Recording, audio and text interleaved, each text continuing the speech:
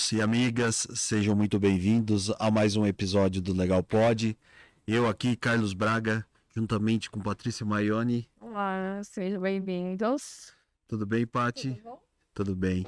Pessoal, antes de começar, a gente precisa fazer os nossos agradecimentos, né? Exatamente, aos nossos apoiadores, MCM Advogados, Loma Consultoria e Laf Casa. Para quem ainda não conhece Laf Casa, estão perdendo uma ótima oportunidade de comer uma comida maravilhosa, pedir para casa. Vou falar para o nosso convidado aqui, muito bom, ele vai experimentar. Vai ter oportunidade de Ele conhecer em vai loco aqui no hoje. estúdio, exatamente, conhecer os quitutezinhos da Laf Casa. É muito bom. Então, Top tá demais. aqui. Clica aqui para vocês conhecerem e fazerem o pedido de vocês.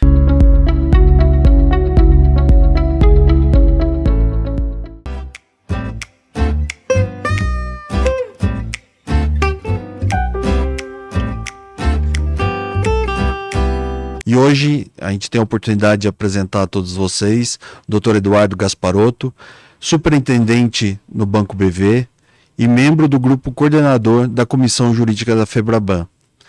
O Dr. Eduardo também tem passagens e experiência pelo setor financeiro e automotivo, atuou em diversas áreas do direito, participou de negociações coletivas sindicais, ex-conselheiro do CARF, professor e na Escola Paulista de Direito e atua em grandes instituições financeiras como o Banco Volks e atualmente no Banco BV. Gasparotto, seja bem-vindo, obrigado por aceitar o nosso convite e fala um pouquinho, conta um pouquinho pra gente quem é Eduardo Gasparotto. Muito obrigado aí pela apresentação, pela introdução. Obrigado, Paty, Carlos, pelo convite. Olha, eu comecei na carreira jurídica em 1998, né? Então já faz um bom tempo.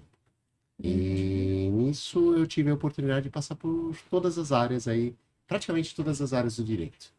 Então eu comecei na área tributária, né? Iniciando estágio numa área tributária. Depois eu fui para a área de previdência privada, trabalhei em benefícios, na parte próxima ao RH. Depois eu fui para contratos. Aí de contratos fui para administração de processos estratégicos, atuei como responsável de departamentos jurídicos, né? E aí até hoje estou aí, por aí. Tá. Nesse caminho aí, Que legal, é uma história Uma longa. carreira maravilhosa, exatamente. A gente sempre tem uma pergunta que a gente gosta de começar para te conhecer melhor. Como que veio o gosto pelo direito? Bom, na verdade, ele começa pelo gosto pela leitura. Sempre foi uma pessoa que eu gostei muito de ler, né? E quando eu iniciei a carreira jurídica, quer dizer, quando eu iniciei a faculdade de Direito, então, onde me identificava mais é nessas leituras. Então, eu lia bastante livro, sempre fazia o acompanhamento, sempre tinha essa evolução. E na minha época também não tinha muito não era muito aberta a possibilidade de trabalhar em escritório. A gente tinha aqueles escritórios de grande placa, mas se você não tivesse um conhecimento pais relacionados à área jurídica, então isso não dava muito certo, era mais difícil o caminho. Ainda mais, eu me formei em São Bernardo, que era uma cidade não muito próximo ao segmento Ao polo, onde ao polo de tava. prestação de serviços, né? Então, isso dificultava mais. E aí eu iniciei a minha carreira como advogado de empresa. E era uma época que não tinha expansão, né? Porque como a advocacia empresarial cresceu muito com a abertura de mercado, quando nós tivemos a lei, o juizado especial de pequenas causas, quer dizer, que veio muito a reboque, né? E com isso daí os departamentos jurídicos que eram pequenos se expandiram. E eu tive a oportunidade de passar por todo esse processo de crescimento. De acompanhar. E durante o período, quando você iniciou, você teve a oportunidade de fazer estágio também, de fazer aqueles primeiros passos, a caminhada. Como que era? Como que foi esse período? É engraçado, é interessante, porque a minha família é uma família de bancários. E eu trabalhava como caixa de banco. Ah, que legal. E a minha ideia era nunca voltar mais para banco. Eu não queria trabalhar no banco. E nessa situação, o que aconteceu? Eu consegui um estágio na empresa chamada Anglo América, trabalhando na área tributária, pedi demissão do banco e ingressei na área de mineração.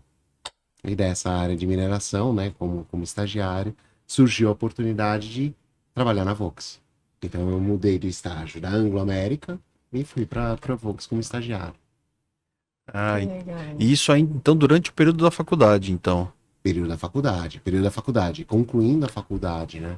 Estudava à noite, então eu trabalhava como caixa de banco 6 horas, né? Então de manhã eu ia para a faculdade, lia os livros, estudava, depois eu começava a trabalhar como caixa no período da meio-dia, né? No meio-dia 6.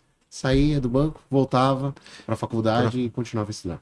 Você chegou a ter experiência em escritório de advocacia, Gasparotto? Ou não? Não. Foi sempre no segmento empresarial. E, aliás, isso é muito interessante. Teve uma vez que eu fui fazer uma entrevista de emprego e veio uma advogada americana, né? E uma advogada americana, ela perguntou, falou assim, olha, você tem conhecimento em escritório de advocacia? Você já trabalhou em escritório? Não. Porque isso é muito comum, né? Internacionalmente, o profissional trabalha em escritório, vai do escritório para a indústria e acaba tendo essa experiência. Eu não tive, mas eu tive uma experiência de atuar em processos judiciais pela empresa. Então eu fazia petições, então eu Tipo um jurídico interno, quando internaliza tipo o um jurídico interno, porque quando eu entrei no final do período Auto-Latina, né?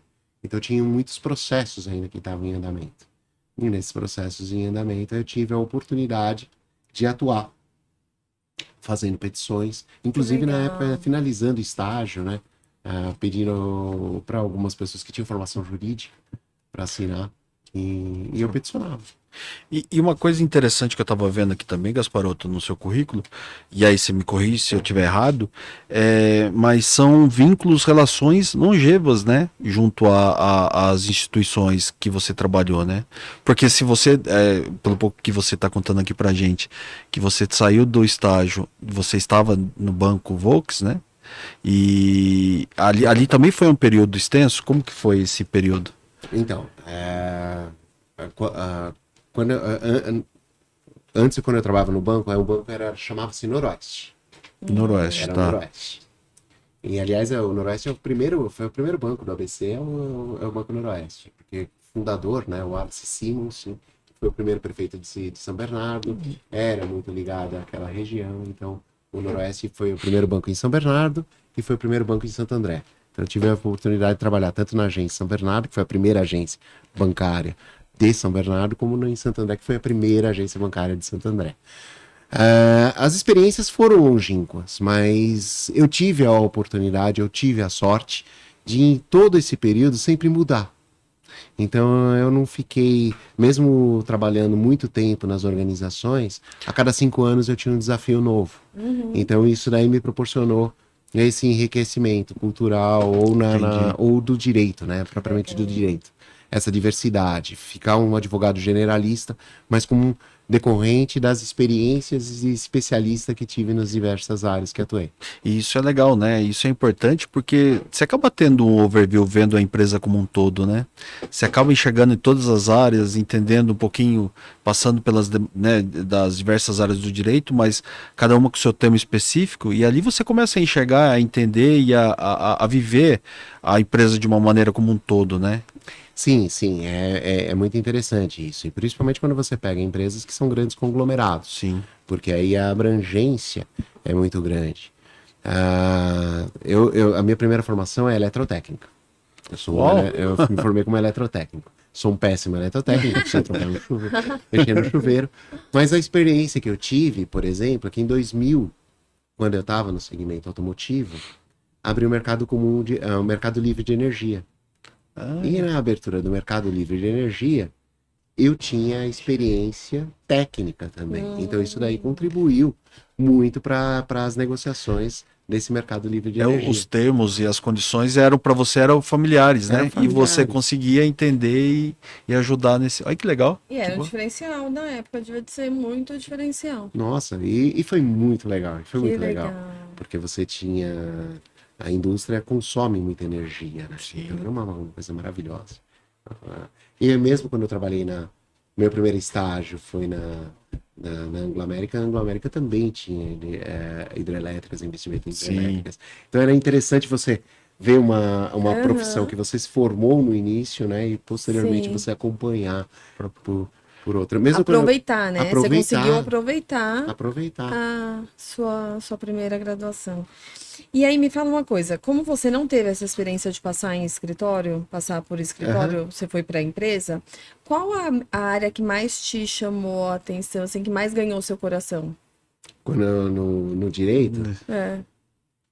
eu gosto de tudo que é dinâmico. Eu não gosto muito ligado ao estático. Então, por exemplo, tudo que é regulatório é legal. Então, quando eu mexia com um contrato de plano de saúde, que tinha autogestão na indústria automobilística. Então, então você está falando com a Agência Nacional de Saúde. Legal, está sempre mudando. Sim. Aí você vai falar de energia elétrica e ainda você pega a expansão que o Brasil teve.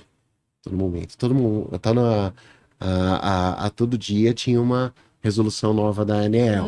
Legal. Também gostei bastante. Se pegar segmento financeiro, Nossa, todo momento você tem uma norma nova. a cada dia. Previdência privada. Previdência privada, eu peguei também no início da expansão do segmento previdenciário. Porque antigamente eram só contratos de benefício definido, né? E aí você teve os planos, né, de geração de benefício livre, né, e aonde teve a expansão. Então tudo isso daí é legal. Eu acho que o que eu gosto no direito é as coisas que são dinâmicas, né? Elas trazem essa. As questões estáticas não me... Os vários leques que tem. E por isso que eu gosto na empresa, independentemente da área que você atua, é sempre dinâmico. É. Você tem que cada dia é uma coisa nova, uma situação nova. Por isso que eu gosto, por isso que eu me identifico bastante com isso. O Gasparotto, e você teve uma vivência também no CARF, né? Eu acho que como conselheiro, né? Tive uma vivência no CARF, mas eu fui um conselheiro, eu trabalhei como conselheiro suplente. Ah, legal. Então eu não participei muito de audiências no CARF. Foi interessante, sim. É um aprendizado, né? Foi Uma escola. Foi aprendizado. Por quê? Quando você trabalha como julgador, você entende o que você precisa ter nas petições, né? Então, eu lembro, por exemplo, em qualquer função, seja no CARF, eu também trabalhando no comitê de ética da OAB, que você pegava os processos. Poxa, coisa irritante é a linguagem quando ela é Rebuscada? É prolixa, não ia falar. Prolixa, Rebuscada não, é prolixa. Prolixa. Então isso eu não gosto. Então eu não tenho essa... e aí sempre quando eu atuei, ou quando eu trabalho em peças judiciais, eu procuro Ser objetivo. ser objetivo nessa linguagem, ser o mais próximo de uma colocação mais objetiva possível e mais de fácil compreensão. Até porque, né, se você for pegar o próprio judiciário, pensar no judiciário como um todo, ele hoje sempre foi, mas a facilidade ou a quantidade de informações hoje de processos que chegam até ele, para um juiz, né, que ainda continua sendo um ser humano, uma pessoa que lê, ele precisa ter uma facilidade de bater o olho ou numa petição inicial ou numa defesa e poder identificar os pontos principais para poder decidir aquilo da melhor forma, né? E quando você mantém aquela linguagem mais difícil ou até prolixa, você acaba levando até mesmo quem tá lendo, independente se é ele ou a parte contrária, quem quer que seja, ao desânimo, né? Você fala, poxa vida, tamanho aqui falou, eu não entendi nada, onde que é chegada? E eu concordo, é exatamente isso. E ainda, por exemplo, quando você pega no mercado financeiro, que você tem as ações de massa, tem uma preocupação, porque muitas das demandas são de pequenas causas. Então é o cliente. Então, às vezes, é o cliente que está fazendo a reclamação. Então, Não dá para você ir com uma linguagem rebuscada. Sim. E tem que se Exato. tomar muito cuidado nessa comunicação de como que você vai falar com a pessoa. Então, porque você está falando com alguém que tem uma relação comercial, que às vezes tem uma mágoa, tem algum problema, teve algum problema nessa relação comercial, mas necessariamente é importante que essa pessoa, que nessa comunicação, né, ela não tenha ofensa, não se procure e se procure colocar de uma forma muito, muito clara. Às vezes eu vejo muitas petições que ofendem, né? Isso Sim. daí eu acho muito ruim. Até porque você indo com uma abordagem mais robusta, assim, aí você acaba, parece que Distanciando. inibindo a pessoa, né? Ela se sente mais coagida. Exatamente. Eu tive. Na minha graduação, eu tive aula com um professor já falecido, chamado Rodolfo Gonzalez, especialista em lei de falência. Ele contava os causos e as histórias. E uma delas é a petição. Foi uma petição que ele fez em 1978, que ele fez em poesia. Eu já ouvi falar. Ah, é? Essa Já ouvi falar. do pneu São Judas Tadeu, né? Então ele escreveu em uma poesia, uma petição, uma forma de poesia, e onde saiu o acórdão, a decisão, que o juiz indeferiu, ele recorreu, no acórdão saiu. Ele dizia que saiu em forma de poesia, não achei esse acórdão. E dizendo que você pode, não existe forma fixa a ser estabelecida numa petição. Então, você pode escrever da melhor forma que você quiser. Sim. O importante é você conseguir a melhor comunicação.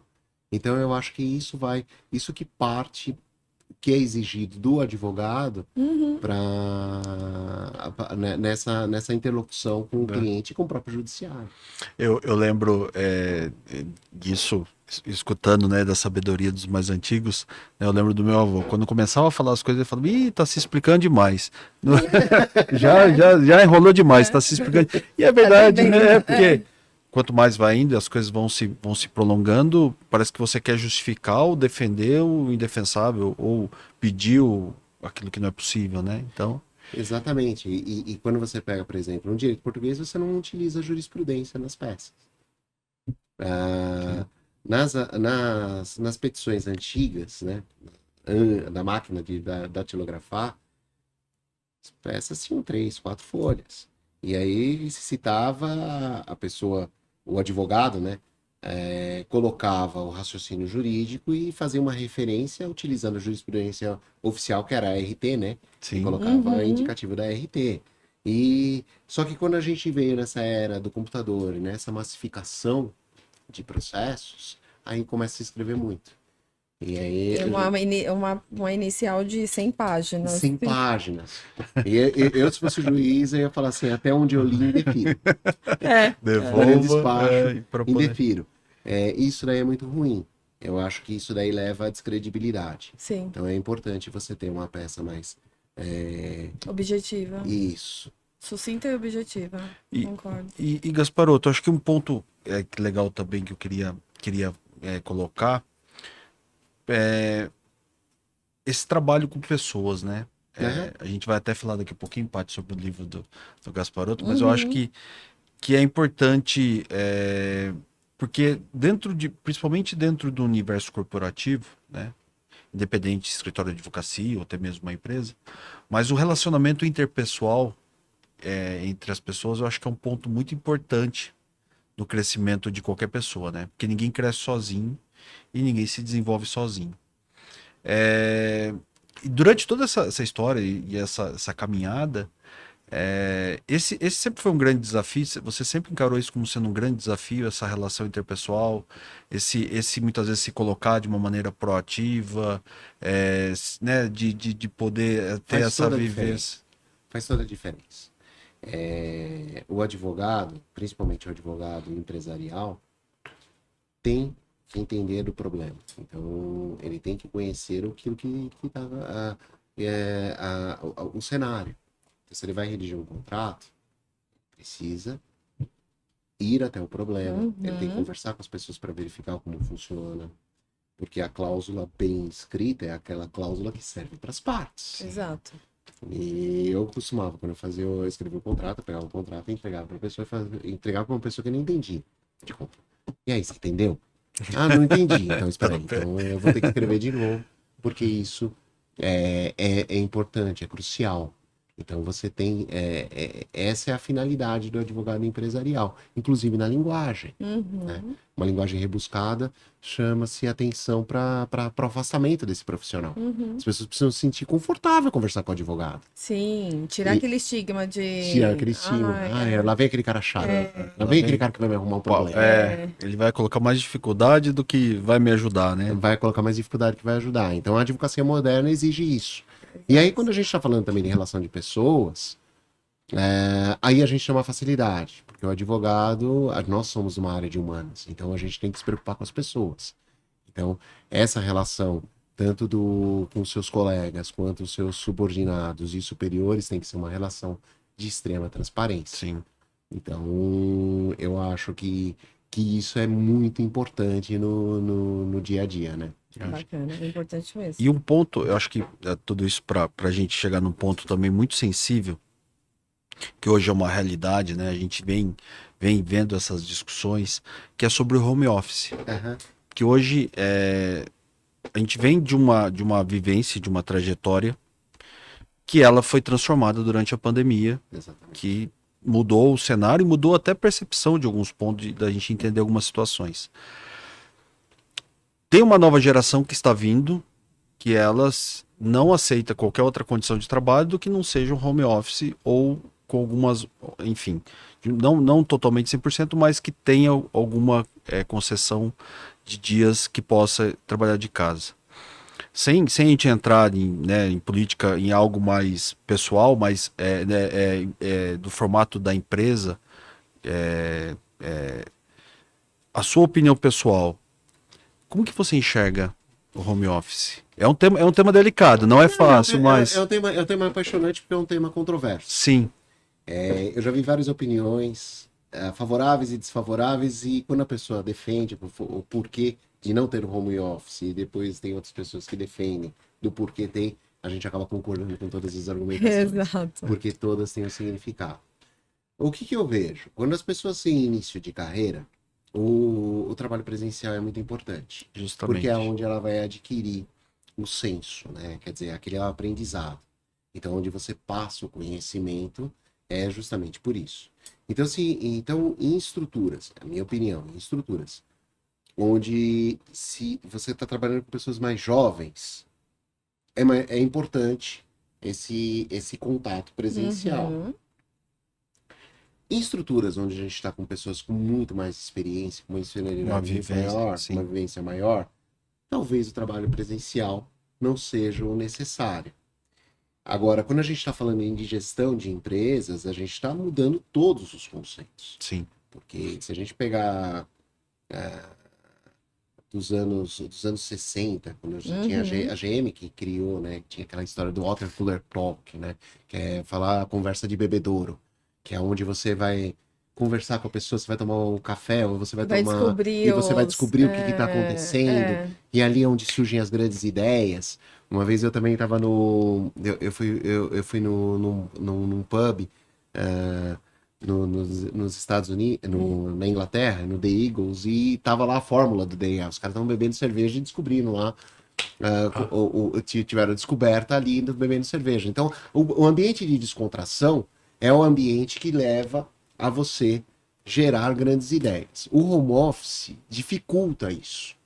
Por outro lado, em atividades que a gente está falando de esteira de produção, o home office é muito mais adequado, porque você tira das pessoas essa questão de perder a concentração. Sim. E existem outros profissionais, que aí é onde que é o ponto, que você fala assim, poxa, eu só vou conseguir esse profissional se eu tiver o trabalho no home office. Exato. Então, quando a gente está falando assim, na flexibilização, ou na ideia de trabalho, eu acho que é muito importante a gestão ter essa liberdade para fazer esses tipos de escolhas. Mas aí, Gasparoto, você não acha que para quem tá, por exemplo, você acabou de dar um Isso. exemplo de a pessoa só vou conseguir se for. A gente passa por isso direto. Eu só vou aceitar se for home office. Você fala, dependendo da pessoa, você precisa muito, você fala, vou abrir aqui, ok. Mas você não acha que para essa pessoa acaba sendo um pouco prejudicial, essa pessoa não está enxergando lá na frente a questão de evolução, de carreira, de ter o contato ali para conseguir mostrar que ela pode mais? Você acha que acaba impactando um pouco a questão de crescimento dela? Dependendo do que a gente está falando, depende das ambições das pessoas.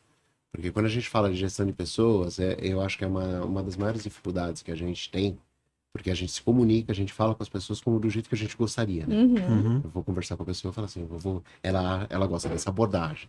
E a gestão não é dessa forma, é você entender a pessoa e você verificar no seu processo de gestão qual é a melhor forma, qual é a melhor abordagem que você faz. Sim. Existem profissionais que não têm a ambição da progressão, Uhum. desse tipo de progressão. Eles Sim. não ambicionam isso. Sim. Então, Ok. cabe, ok, Ah, e cabe a você verificar se aquele profissional é importante ou não naquele seu desempenho. sim. E o mais apaixonante, eu acho que de tudo isso, nas empresas a gente geralmente tem regras, né? Uhum. E essas regras acabam sendo cumpridas. Então tem empresas que falam assim, tem que vir todos os dias, tem empresas que falam todas as semanas, tem empresa que fala tanto faz. Então isso daí tudo depende. Agora, em escritório de advocacia, eu vejo essa magia, né? Porque é tudo diferente. Então o dono do escritório, ele vai fazer essa adaptação. Ele fala assim, não, mas esse cara é bom. Eu lembro o Juca Kfouri uma vez, fazendo uma conversa, que ele... eu acho que era o Armando Nogueira, que trabalhava para ele e escrevia a coluna e escrevia em meio período. E aí os jornalistas foram reclamar com o Juca Kfouri. Pô, por que... Olha, nós ficamos o dia inteiro e essa pessoa só meio período. Ah, mas se alguém conseguir em meio período entregar a coluna, fique à vontade. Então, quer dizer, é essa situação que a gente fala na gestão. Eu acho que é para esse caminho que a gente está indo, né? Esse processo. Na nossa evolução, ainda a gente não chegou nesse ponto. Mas quanto que a pessoa produz e que forma ela que ela produz e qual é o interesse? Não chegou e parece estar retroagindo, né? É? Não chegou e parece estar dando uma retroagida aí a questão do... Ah, vai retroagir. Eu acho que vai retroagir. Eu achava que no início eu tinha pavor quando entrou a pandemia. Uhum. Depois eu falei assim, nossa, essa vai ser a nova realidade. Uhum. E eu tô vendo que tá retroagindo. É. E eu acho que é muito. É muito naquela questão de testar. Exato. Então as pessoas. A gente está testando. A gente está falando assim, olha, aqui funciona bem, então não vamos retroagir e tal, vamos ver o que funciona. Então. É que acaba partindo mesmo muito de cada profissional, né? Porque tem aqueles que sabem utilizar isso de uma maneira fantástica, né? Exatamente. Eu tenho um amigo, ele fala pra mim, ele fala assim, no escritório ele tem home office de quinta e sexta. Ele fala, são os 2 dias que eu tenho pra tirar as coisas mais difíceis da minha frente. Ou seja, um prazo, um processo, um recurso, que eu entro dentro do quarto, eu fecho a porta, eu começo cedo, eu vou até a noite, eu tiro tudo aquilo que eu preciso fazer que é mais pesado, eu tento concentrar nesses 2 dias, porque é o que eu tenho e é onde eu tô rendendo pra caramba. Então assim, você fala, pô, caramba, pra ele faz sentido, pra ele ter esses 2 dias é um período que ele consegue produzir e agora tem outros que acabam utilizando, né? Você dá essa liberdade e aí ele acha que também ele vai ter liberdade para fazer todas as outras coisas Mas então, e esquece que aquelas 8 horas que ele tá ali, o as 8 retrocesso continua acho que tem sendo. muito a ver em relação a Sim. isso. Os bons pagam pelos ruins, né? Mas geralmente os bons eu acho que são. Os ruins, geralmente eu acho que são as exceções e a gente utiliza. Porque não tem porque as pesquisas sempre mostram maior produtividade. Mas a gente se preocupa com exceção. Então eu vejo. Eu sempre gostei muito de processos de produção. A pior coisa que tem num processo de produção é a gente se preocupar com exceção. Porque a gente cria uma regra Para que aquela não tem, exceção. para exceção que não tem eficácia. Uhum. Então, por exemplo, as pessoas falam muito, falam, olha, a funcionária não tá trabalhando, mas também tem gente que fica lá no computador e também não tá trabalhando. E se você tá vendo que ele não tá trabalhando, é porque você não tá trabalhando também. Exatamente. Eu gostei dessa. Então, mas é um tema muito. Vai ser um desafio do nosso futuro. Agora, uma coisa que eu acho engraçada é que hoje todo mundo fica conversa no Teams, né? Então, você vai fazendo essa reunião. Quer dizer, Teams. Você vai, o Teams, Qualquer aplicativo. plataforma, né? Então, porque antigamente a gente ia para salas, fazia esse processo Sim. de socialização. Sim. Hoje não tem mais esse processo de socialização presencial, mesmo nas empresas. Você faz a maioria das reuniões, Um né? tá Ou das numa mesa ali, conversas, outro ali, outra tá tudo não. na E telinha. a outra vai. Pra gente melhorou, porque pra gente acaba atendendo cliente. Então, o deslocamento Nossa, pra ir melhorou pra muito. cliente, o cliente vir, então eu acho que foi um ponto É, positivo. Melhorou muito assim, a questão da reunião online. também, mas aquele primeiro contato também é importante, né? De você sentir o cliente, de você ali entender até uma linguagem corporal, entender se está fazendo sentido a reunião, se você está conseguindo atingir o objetivo. Muitas vezes pela câmera, pelo vídeo, acaba ficando um pouco mais frio, né? Então, assim, eu sempre falo, eu acho sim que realmente no dia a dia, para você poder agilizar processos e procedimentos, eu acho que faz muito sentido. Mas às vezes no primeiro contato e naquela primeira reunião, eu acho que o corpo a corpo, olho no olho, eu acho que ainda faz muita diferença, né? Eu acho que a presença ainda ela acaba sendo muito importante. Acaba. Mas tem uma coisa que é curiosa, né? Vocês experimentaram assistir o filme dos anos 80, 70, 90. Você vê o ritmo do filme Sim. completamente Sim. diferente do ritmo de. E novela ainda. Nossa. Nossa. Eu tava vendo um capítulo de uma novela da Água Viva. Aí era a Beatriz Segal, sentada numa mesa. Ela recebia o prato, ela conversando com a.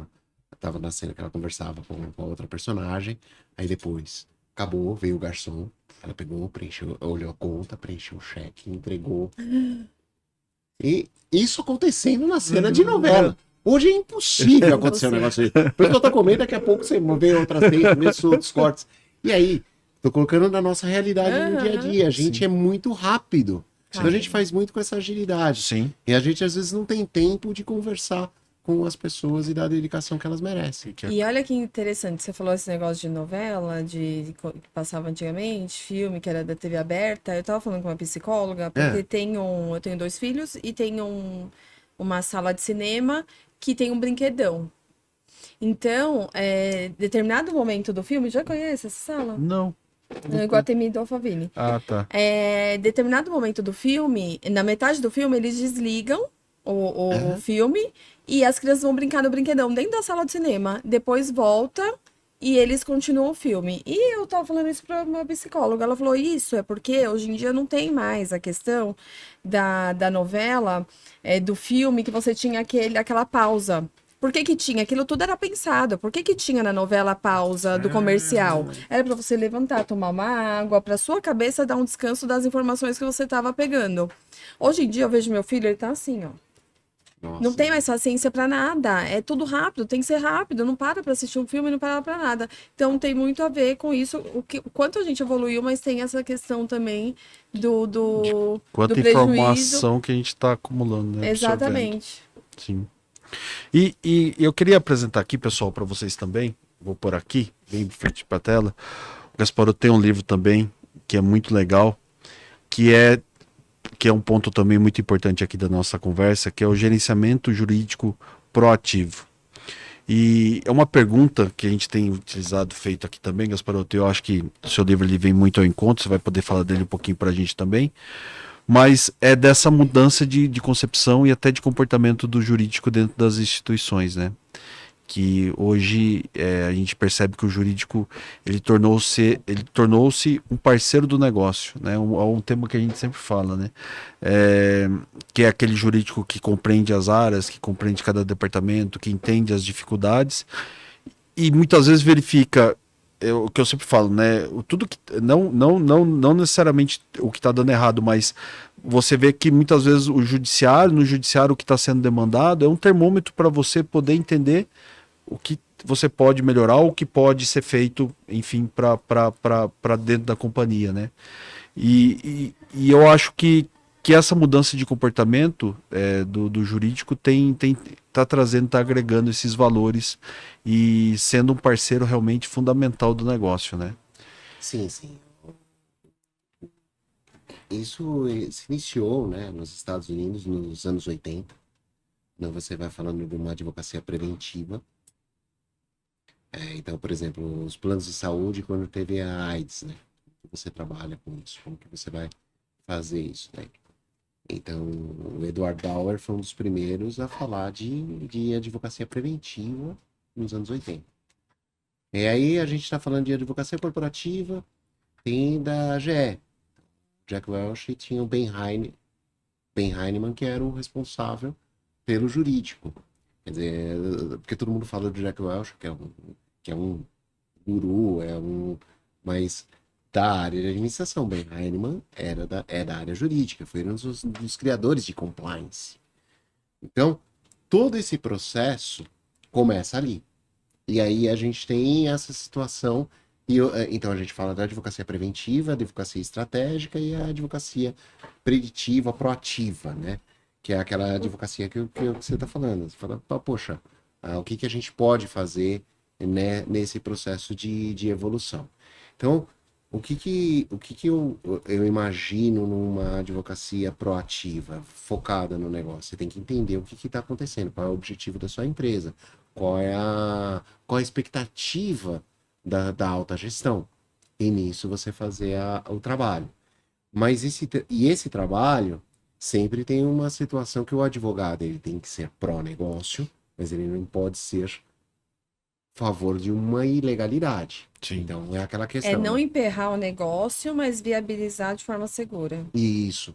É o que o Ben Heinemann falava de um advogado estadista, né? Então você tem que focar, você tem que ter seus princípios, e os seus princípios têm que estar conexos com a atividade e com os bens da empresa. Uhum. Então o advogado ele tem que ser pró-negócio, tem que assumir os riscos do negócio, mas ele tem que ter o discernimento e a atitude de falar não tem tudo quando aquela situação, isso aqui da cadeia, o advogado não vai poder falar assim, vamos pra frente. Olha, eu tenho um excelente negócio extremamente lucrativo, vender cocaína. Pode ser preso, mas tudo bem. Vender tudo bem. Não, mas tudo bem. Então tá bom, vou fazer um contrato. Vai dar lucro, deu lucro, então. Não dá. Sim. Então o advogado tem que ter essa situação, mas ele tem que saber que ao mesmo tempo algumas coisas podem ser mudadas dentro da lei, dentro do negócio. Estava lendo sobre o iPad, né? Quando foi lançado pelo Steve Jobs.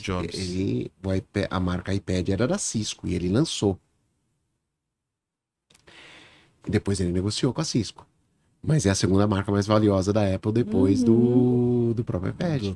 Então, qual é a situação pegando o advogado? Advogados, né, naquele ponto, né, se tivesse sido consultado, ele tem que alertar os riscos, mas ele não tem que falar assim, você não vai fazer isso aqui, não, não vai lançar. Não, o que é importante é o administrador saber financeiramente quanto que ele está acontecendo esse risco, se vale a pena ou não vale a pena correr esse determinado risco, e ali o advogado também. Agora, numa situação que vai colocar em risco o negócio da empresa, ou numa situação em que existe um crime por trás, que as pessoas podem ser presas, o advogado não tem que titubear, ele tem que falar, não, olha, isso aqui não vai sair. Exato. E, inclusive, tem que colocar à disposição o seu cargo, se eventualmente a empresa falar assim, não, eu vou fazer, fala, não, tudo bem, entendi a filosofia da empresa, sei o que a empresa faz. A partir daqui eu tô fora. A partir daqui eu tô fora. Então é esse equilíbrio que o profissional do direito tem que fazer. E é difícil, hein? É difícil, porque não que a maioria se coloque em situações irregulares, não, mas eu acho que ter essa sensibilidade de poder entender o negócio, de poder trazer as opiniões de maneira muito assertivas, porque assim, igual a gente comentou, o jurídico muitas vezes ele é visto como, ou tinha-se a visão de que ele ia emperrar o negócio, ou ia falar isso aqui não dá, isso aqui não dá, isso aqui não dá. Mas a partir do momento também que o jurídico se posiciona, todo mundo fala, opa, pera um pouquinho. O jurídico está falando, né? Então, se você abre muito, dá muita abertura para algo que você sabe que depois vai desembocar, vai acabar acontecendo, vai trazendo outros problemas, isso é uma situação muito delicada, né? Então você tem que ter uma assertividade também e colocar e falar, bom, aqui pode trazer problemas, mas a gente tem que ter isso para gente, para que se possa ser feito num caso de uma situação como essa, né? E aí decidir junto com toda a gestão, lógico, mas eu acho que o jurídico tem muito esse papel e ele eu acho que ele tá vendo ainda mais, entendendo cada vez mais essa importância dele no negócio, né? Tem, eu lembro, vendo na área industrial ainda a gente tem o engenheiro também tem a mesma responsabilidade. Eu estava vendo a questão do lançamento da Challenger em 1986.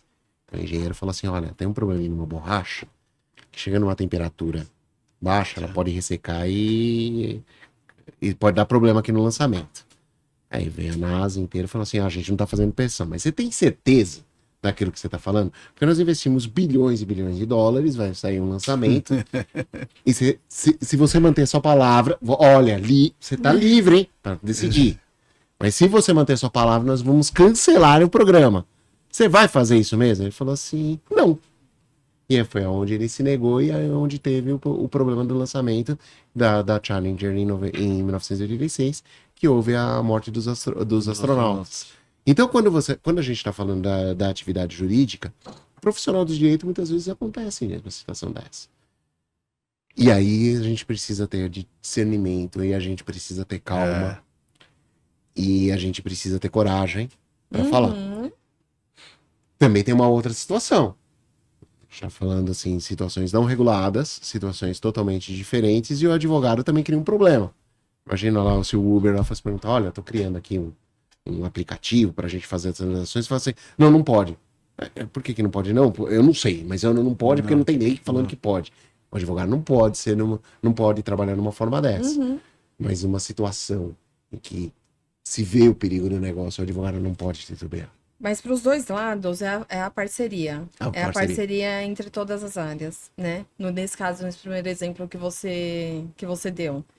Tá tudo nas costas do cara. Se você não fizer, a gente vai perder milhões aqui. E aí, então, tudo falta, né? Mas todo advogado assim que já trabalha há muito tempo sabe que teve um dia que ele decidiu sozinho. Sim. As grandes decisões são solitárias. Sim. Muitas vezes, assim, as decisões cruciais. Todo profissional deve ter uma história dessa. Sim. E eu entendo, mas a pressão nesse profissional é muito grande. Exato. Mas eu tô falando ainda, falei do advogado e coloquei a história do engenheiro, porque o engenheiro também é igual. Sim. O engenheiro tá lá, imagina, ele fez um projeto de um carro, fez um projeto de uma geladeira. Fala assim, ó, isso aqui pode dar algum problema. E aí, ele vai voltar ou não, né? As situações que você pega hoje, que no Código de Defesa do Consumidor, do recall de um produto, olha só que uma decisão difícil de ser adotado. Você fala assim, olha, nós vamos ter que tirar um produto de circulação. Esse produto de circulação vai ser... Porque tem uma opinião técnica dizendo, tem que tirar. Tem que tirar o produto. É o que você falou, são decisões que muitas vezes você acaba tendo que tomar sozinho, né? Você toma sozinho. E a gente sabe os casos que deram certo, né? Depois você vê ali, então você tem o caso do Tilenol, quando teve um problema, e é utilizado como um grande exemplo, né? Porque teve uma denúncia de possível envenenamento no Tilenol, ou na época o CEO da empresa falou assim, não, tira todos os remédios, porque a saúde é mais importante. E ele fez isso e realmente era só uma sabotagem, não tinha nada a ver com o vidro, mas ali é onde eles mudaram a abertura da embalagem, mas mostrou uma atitude de coragem. Né? Então a gente vê essas histórias de sucesso, mas também tem as histórias que não tiveram sucesso. Você vê que o profissional manteve aquela posição e a coisa acabou realmente... Acabou sendo prejudicada. Gasparoto, a gente tem um quadro aqui que fala, que história é essa, doutor?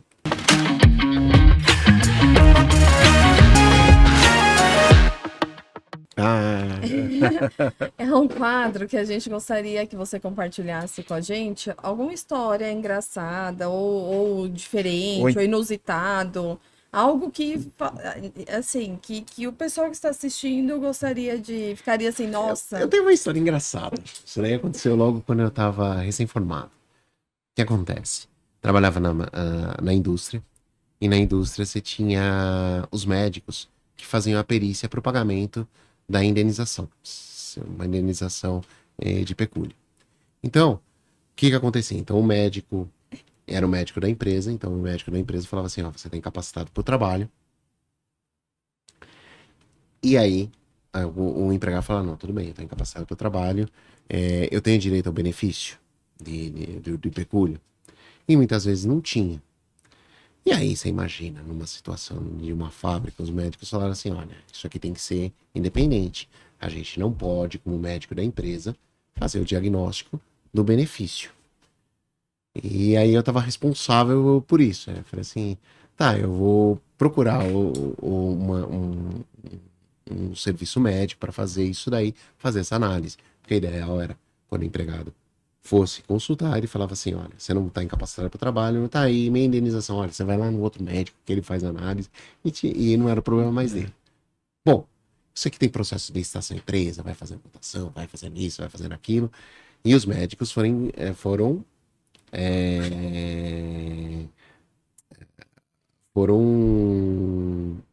taxativos, isso, taxativos. Então, falou, tal dia. Então, chegou no dia, eles vão fazer mais exame. Então, eu chegava lá, aí o pessoal fala assim, fala, não, vai falar lá com o Dr. Gasparoto. Aí, o que aconteceu? Eu cheguei pra trabalhar na salinha, né? E eu vi uma fila. Todo mundo querendo falar com o Dr. Gasparoto, pensando que o Dr. Gasparoto era o médico. Na verdade, eu era só advogado. Eu não tinha nada a ver com isso. Tinha uma fila para atender. Pra atender. Tinha 3 ou 4 pessoas querendo falar com o Dr. Gasparoto. Porque é legal isso, é interessante isso na fábrica. Eu não sei se hoje existe mais dessa forma. Porque que o pessoal fala rádio peão, né? Se um fala e vira a situação no dia a dia, então reverbera mais do que a própria A informação a formação oficial da empresa, né? Então isso daí aconteceu isso daí pra mim nos anos 2000. Que legal, Dr. Gasparoto teve O dia médico. Que legal, que bacana. E Gasparoto, também uma pergunta que a gente sempre gosta de fazer, e além da, né, parte profissional, toda a sua trajetória, mas também, como é o Gasparoto em casa? Finais de semana, se você tem um hobby ou algo que para poder descomprimir, poder voltar na segunda-feira com gás total, tem alguma... Eu gosto muito de futebol. Assim, Legal. Eu sou torcedor, né? Fanático. Né? Torce pra que time? Sou palmeirense. Ai, palmeirense. Palmeirense fanático. Então eu legal. xingo. Extravasa. Extravasa. Eu já xinguei, já amei o Abel várias vezes. Eu já falei mal, já falei bem. Já critiquei, já falei que era o melhor jogador do mundo. A opinião de torcedor é a opinião mais bonita que tem. É amor e ódio. É amor e ódio no mesmo jogo. E ela não precisa ter coerência nenhuma, né? Não tem coerência nenhuma. Você critica. Então isso eu gosto bastante. Gosto de andar de bicicleta, gosto de ir pra praia, gosto muito de ler livro, assistir filme. Assistir filme, nossa, eu adoro assistir filme. Principalmente quando conecta com algumas questões, com algumas realidades, ou fazer você pensar. Isso aí eu gosto bastante. Que legal, que legal. E é um momento também que faz parte pra gente, né? Pra voltar e na segunda tá de novo renovado e pronto para assumir os desafios, né? Sim. Que a advocacia, ela não é fácil, né? Ela te leva a um nível de pressão muitas vezes e de tomadas de decisões e que enfim, você precisa de tempo em tempo, de final de semana em final de semana, tá se renovando, se reciclando para para poder começar tudo de novo, né? É uma profissão bonita, né? Tanto o advogado quanto o médico, né? São profissões, até o técnico de TI, e são profissões até que têm uma boa remuneração, né? Justamente por isso, pela continuidade do estudo. A gente não para, né? Então, a todo momento a gente está renovando essa energia, a gente está vendo a intensidade, está surgindo o normativo, está mudando a interpretação, a sociedade muda, né? Então, uma das coisas assim, quando eu me formei, a gente estava o conceito de atentado violento ao pudor era completamente diferente De hoje. do que o de hoje, né? Mendicância era crime quando eu me formei, hoje não é. Então, quer dizer, são coisas assim que a gente vai acompanhando esse desenrolar da sociedade, e isso é bonito na nossa profissão, essa magia. Eu gosto muito do direito justamente por isso. E uma mensagem para quem tá aí ou para quem tá começando, para quem tá na carreira. E assim, se você pudesse olhar para trás pro Gasparotto lá de 1998, né, quando estava se formando, o que você falaria e traria como maior aprendizado desse período todo? Olha, quando a gente inicia na nossa carreira jurídica, né, a gente sempre tem aquela dúvida se vai dar certo. Se a gente vai... Será que eu formado, se eu recém-formado, será que eu vou conseguir chegar a um bom status? Será que eu vou conseguir fazer as entregas? Quanto tempo vai demorar para eu ser um advogado bem reconhecido, para ter a minha estabilidade? E a questão é, vai com calma. Eu acho que a advocacia tem uma vantagem muito grande. Eu acho que advogado é muito parecido como vinho, né? Quanto mais velho, melhor. A experiência faz com que a profissão seja, ou que o reconhecimento seja cada vez maior. Então, tenha calma, vai dar tudo certo. Que legal. Que legal. Bacana. Muito bom. Muito bom mesmo. É isso aí. Bom, queria agradecer. Obrigado por estar aqui com a gente, disponibilizar. Sei que seu tempo é corrido e esse tempinho aqui vai fazer toda a diferença para o nosso programa e também as pessoas poderem te conhecer e ver o Gasparotto além do profissional, né? Mas conhecer também as formas de pensar, como a sua trajetória. Acho que isso é muito importante, é muito legal. Eu que agradeço vocês dois, Carlos, Paty. Acho assim, é muito legal a gente passar por esse bate-papo, né? Faz também a gente rever alguns conceitos, algumas ideias aí e relembrar a nossa história, né? É muito legal a gente relembrar a nossa história, o que a gente já fez. Bacana. Legal. E vamos finalizar aqui agradecendo novamente nossos parceiros, MCM Advogados, Loma Consultoria, Laficasa. Mais uma vez, fica aí, pede, porque é muito bom, bom pessoal, conhecer. acessa o Instagram da Laficasa, que é top demais. É isso aí. E o próximo está imperdível, É nosso isso aí. próximo capítulo. Isso aí, continua acompanhando, compartilha, divulga para os amigos. Isso para a gente também é muito importante e é muito legal esse reconhecimento. Tá bom, pessoal? É isso aí. Até a próxima. Até. Tchau, Tchau, tchau.